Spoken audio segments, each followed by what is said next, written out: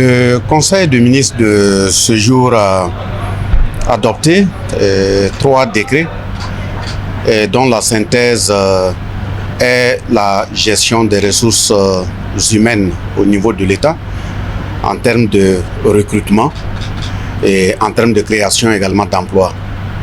Et il faut retenir que les concours professionnels ont été lancés depuis le 24 janvier 2024, au niveau desquels on a procédé au lancement de 4534 postes à recruter. Et il restait la phase des concours directs. Au niveau de ces concours directs cette année, à travers la mise en œuvre d'un certain nombre de mesures, parmi lesquelles il y a le fonctionnement efficient du SIGAS-PE, à savoir la mise en œuvre de façon efficace de l'ensemble des agents qui se retrouvent sur le SIGAS-PE pour pouvoir déterminer avec exactitude le nombre des agents de la fonction publique. Il y a également la mise en œuvre des fiches de tâches. Il y a aussi d'autres paramètres de recensement que nous avons mis en œuvre pour pouvoir maîtriser de façon véritable l'ensemble des agents de la fonction publique. C'est à partir de ces mesures qu'on arrive à savoir ceux qui sont à la retraite, ceux qui ont pris des disponibilités, etc.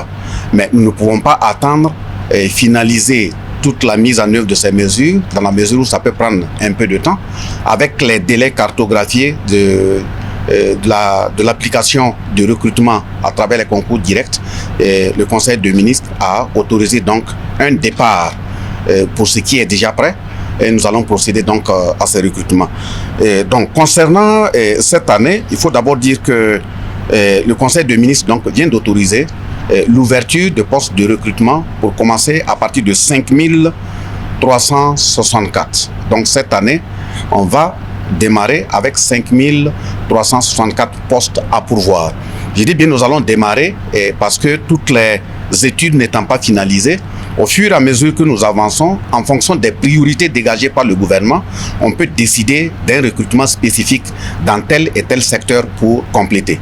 Il y a aussi à préciser qu'en dehors des concours directs, nous avons réarticulé un certain nombre d'éléments au niveau du gouvernement par rapport au corps social et la question de la main-d'œuvre, de l'emploi pour la jeunesse.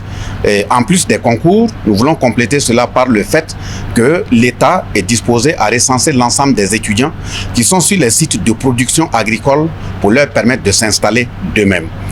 L'État également va envisager le recrutement d'un certain nombre de milliers de jeunes pour les former en entrepreneuriat dans des domaines très bien précis et les accompagner pour leur installation. Donc nous n'avons pas l'œil ouvert uniquement sur les concours de recrutement direct au niveau de la fonction publique.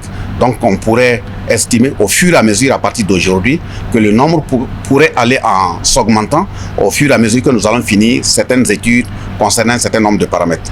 Je dis bien que c'est pour un début dans la mesure où la deuxième séquence concerne le ministère de la Santé où après analyse nous avons constaté qu'il y a des domaines qui sont totalement dépourvus de ressources humaines. Quand nous prenons les médecins, chirurgiens généralistes ou chirurgiens pédiatriques, nous avons fait le constat que ce sont des domaines qui ne sont pas étoffés, qui ne sont pas fournis. Et si nous ne prenons pas des dispositions, il va arriver une année où même pour faire une simple intervention chirurgicale dans ce domaine, on va avoir des difficultés. Donc le Conseil des ministres a autorisé, à partir d'aujourd'hui, le recrutement de 50 spécialistes à former par an. Donc 30 chirurgie générale et 20 chirurgie pédiatrique. Et en plus de cela, le dernier élément, c'est la création d'un emploi au niveau cadastral.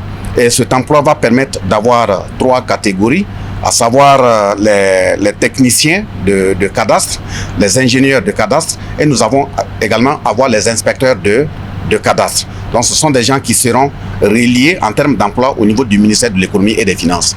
Donc de façon résumée, les 3 décisions qui ont été prises, c'est pour la gestion des ressources humaines au niveau de l'État, mais également procéder au fur et à mesure au recrutement en concours direct pour compléter les agents de l'État comme prévu.